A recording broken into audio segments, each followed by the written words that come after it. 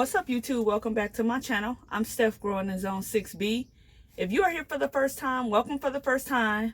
So I am out here in my greenhouse, yes, in my robe, getting ready to do my first set of direct sowing. It is almost time to, well, it is really, looking at the weather this week, time to plant out all of my spring crops. But I am not going to do that today because I don't have time, because I have things to do. But I have some things that I wanted to direct sow. So these are my beds. Some of my containers. I have in these containers these turnip greens. I'm going to take these turnip greens out today. And then I have this very small curly kale here, and behind me I have another bed that is just collards. So this bed and this bed right here, which it has this one green plant in it, greens plant in it, I'm gonna clean these beds up and I'm gonna get to planting some additional things. Now this soil is not frozen, as you can see, because this is in my greenhouse. So I'm going ahead and digging down, and I really should. It's dry though. This plant is dry, so I have to water that in when I transfer it. But this is my kale. I'm gonna go ahead and pinch off that leaf because it looks funky. And I have like a bed behind me, which if I swivel, I don't know if this swivel, if I swivel around right here, then you can see it's another bed right here that has kale in it. So, that has greens in it. So right here, I'm just going to use this little spot right here. Go ahead and dig out a little bit and put this kale, this very small dwarf kale right here on the corner of this bed. I'm just going to dig it in, put it there, and it will do just fine and cover it up. So, move that on out the way so that this other little container is empty for things that I want to plant, right now. Since that is dry, I do have my watering can, and I'm going to go ahead and water these in because clearly this is dry. Give it a good soaking, and then just let it alone. So what am I planting? Well, I'll show you guys what it is I'm going to direct sow. If y'all can see me, so I'll show y'all what I'm gonna direct sow. What I have, as soon as I clear out these containers. These containers are the first ones I used when I first started gardening. I didn't really have any beds. I just had these containers, and I have a lot of these. I use them for different things. Sometimes I use them for compost. They're great for planting somewhat of a shallow root crop.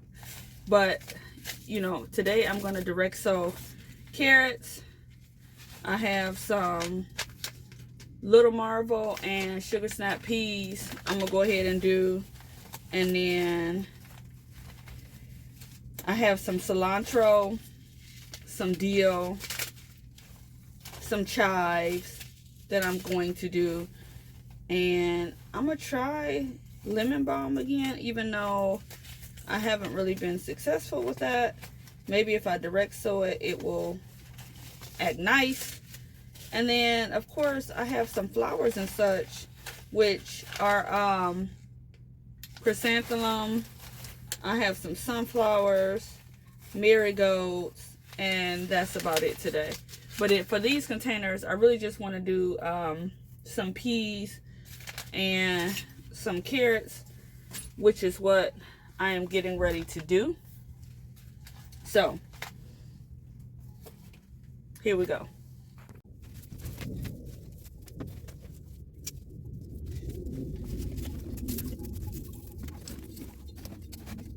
This soil is very, very hard, as you can see. I won't lie, I haven't really been watering it. Need to water it, but I haven't really been out here. You know, I've just kind of been letting these vegetables do their thing. I should have brought some more water in here, because that's not going to be enough. As dry as this soil is, I think I just saw a spider too in there, which is okay. You know, I expect there to be lots of bugs in here. Don't like the fact that there's a ton of fruit flies in here, apparently. So I'm gonna plant in here, but I'm gonna add some mosquito bits in this bed. Water it in. When I add some more water to this, I'm gonna water it in with mosquito bits, because I don't want to have an issue with fungus gnats. I had an issue with fungus gnats when I brought this soil out here, and I mean when I brought the plants that I have in my greenhouse out here, and they must have found this bed, and I really, that's not what I'm doing, is fungus gnats in here. I've had a problem with fungus gnats all season. I mean all seed starting season. But I haven't really done, if I'm being honest, I haven't really done what I normally would do to ensure that I don't have fungus gnats, which is use the mosquito bits. Now I do mostly water from the bottom. I mean, that helps to avoid some fungus gnats, but the soil just naturally has the larvae in it. And so you're not gonna sometimes avoid, you may get lucky, but you know, if you've never had fungus gnats, you are extremely lucky, because most people end up having them because they're in there. They're gonna be the eggs, larvae, whatever is going to be in the soil anyway. Now, you can heat up your soil. Some people stick it in the oven. Some people will, you know, put the boiling water over it, and both, and let it sit for a while, a full day. I heard some people do that. I know that method works. I've done it before, but I'm lazy, y'all. I mean, I suppose if you do the work up front on the front end, then you won't have as many issues on the back end. But I don't be feeling like it. I'm not gonna lie to you. I don't be feeling like doing all that, so I usually don't. But at any rate, this soil is dry, and I'm not planting anything in here while the soil is dry. Now, I will say, because I've had a lot of animal pest and animal, can't talk today, pressure, I haven't gotten really hardly any peas, y'all. So I figure if I start them early, let them germinate, let them get established, then I'll maybe have a better success rate with peas. Peas are really easy to grow, and I should grow them in the ground, because I heard or read somewhere that they are like green beans and are a nitrogen fixer. Now also, normally I leave the larger roots in here and let them break down, but because this is a container, I didn't do that. I didn't do that because I didn't want, I need to have enough space in here. They're not going to break down as quick. There's not a bunch of like worms and stuff in here to eat those roots. So, you know, because this isn't in ground, I'm not going to do that. I normally do it with my in-ground beds though. But anyway, I thought this was a great way to get things started. I do need to go get some water, and then I will show you guys the spacing for my peas. Now, What I will tell you is this bed needs to be amended. So I'm gonna go ahead and add a little bit of granular fertilizer. I probably don't really need it for these peas, but I'm gonna put it in there anyway. You know, as a side note, this fertilizer itches my hand. All of this granular fertilizer, whether it's organic or inorganic, and that was organic all-purpose fertilizer, it itches my hand. So I don't know what's up with that. So I normally use a glove, but anyway, put some water in there just like that. Bring this bed back to life, or this container I should say, back to life. Move my robe so that my robe doesn't get all wet in the process. And then I'll go ahead and get planting with this. Yeah, this is starting to feel like, at least like it got some life to it.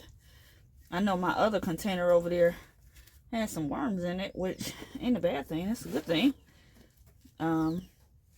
Maybe this got some worms in it too. Who knows? But either way, I don't want this thing super dry while I'm planting in it. Okay. So that looks better.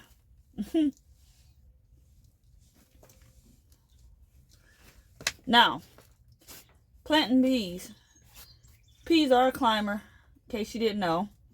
They do require some kind of trellising system, which I'll add a little after they pop up. You can add it now, add it after they pop up. But since I'm doing it this way, and I'm going to eventually transfer this container outside anyway, you know, it doesn't really matter to me at this point. Also, if you don't have a greenhouse, you can plant these peas outside now. If you're in Ohio, with the 10-day forecast, you know, looking real good, you can plant these peas outside. You know, it's time. The pea shoots themselves can take a frost. The pods cannot. So if you get them going and you see that the 10-day forecast is looking good, which I did check it, and you can go ahead and plant these outside and they'll be all right. The only reason I'm starting them in this greenhouse like this is because this bed is easy to clear. I mean, this container is easy to clear. All right. Okay, let's get to it. So that's what I got. I got some dwarf gray, which these dwarf grays, these seeds are from 2019. I know some people soak their pea seeds. I've never done it that way, and quite frankly, I'm not gonna start today. I don't even know what kind of dwarf peas these is, but either way, that's what the package looks like. I'm just gonna make some holes like this. For peas, you can plant them kind of deep. I'm gonna go like this, and I'm gonna go like this, and just put my finger in the hole. Want to plant them about 1 inch deep. You know, that's all. But since these peas are old, I'm gonna drop 3 in the hole. If they germinate and I need to thin them, that's fine. I'll thin them. But because they I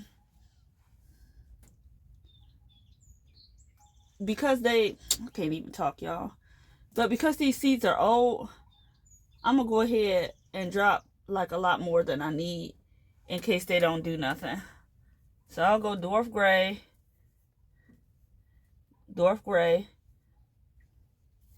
like that, and I'll do 4 plants per row. If anybody's had these dwarf grays, let me know I don't know what they taste like. I'm not sure what they taste like. So if you know what they taste like, you know, do share. Do share. I actually really like peas. And so I'm planning on doing a lot of them this year. But like I said, you know, and that's how I'm going to do that one. So this whole thing is dwarf peas. Hope they good. I don't know if these dwarf peas going to require a trellis. Do y'all know? It says edible purple flowers, early as snow pea, or harvest early as a snow pea, or late as a snap pea. So they seem to have some versatility to them. And then I'm going to go ahead and water it in like this. I ain't going to be real technical about it. I'm just going to do like this. And then I'm going to see what comes up. I'm going to pat it down. These containers do have drainage holes in the bottom. Now I'm not going to like make this soil soggy, because soggy soil is a no dice for peas. I don't want the pea pods to rot. So that's what I'm going to do. I'm going to clear these beds. Go ahead and plant some peas. It's time to plant peas, carrots. All of your spring crops can really go outside now. And this week, that's what my focus is going to be, is planting my spring crops outdoors. I'm going to do carrots as well. For the carrots, I thinly sow them in rows like this. About a ½ inch apart. It depends on the type of carrot.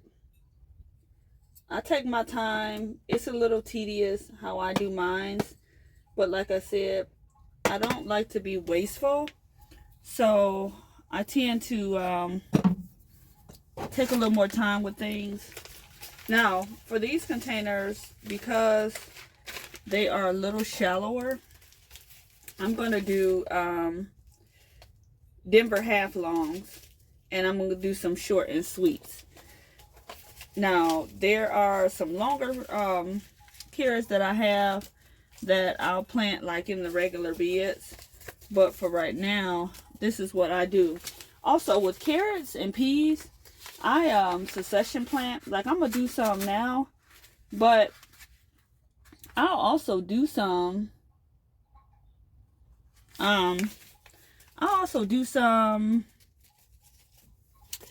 again in like probably a month, because I like to have a continuous harvest. Like I said, with my peas, I've had issues. I don't normally have issues with carrots and animals and carrots. Normally the carrots do all right. So, as y'all know, these doggone, can y'all see that? These doggone carrot seeds are super small. I go ahead and I take a couple of them, and you know, I drop a couple per hole like this. I know people like sow them densely and everything, but I do take my time. They're not so small like some of my flower seeds where I can't see where they're landing. So I take my time. I do that. I don't even do like a thick cover over them.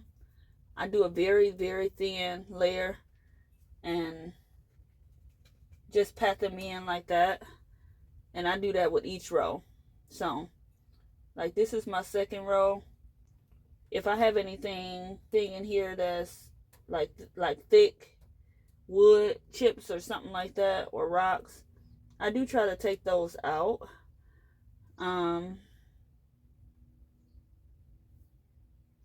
And that's about it. these Denver half long carrots are also good for containers, which is where I'm going to put them. But said I want lots of peas. I want lots of carrots this year. So that is, and I'm going to water it in, of course.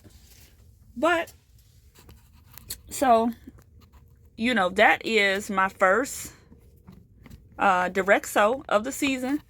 I'm excited about that. It's been a long time coming. You know, we've been waiting on spring, and y'all know I've been talking about how I've been getting impatient. So, water it in. Got my gray pea, dwarf gray peas planted. Got some Denver half long carrots planted. I'll be planting out some other things today. I'll also be planting some of those in the garden as well. And yeah, as soon as it's ground unthaw, you know, let's do it. All right, y'all take care. And I will see you guys on the next video. Bye for now.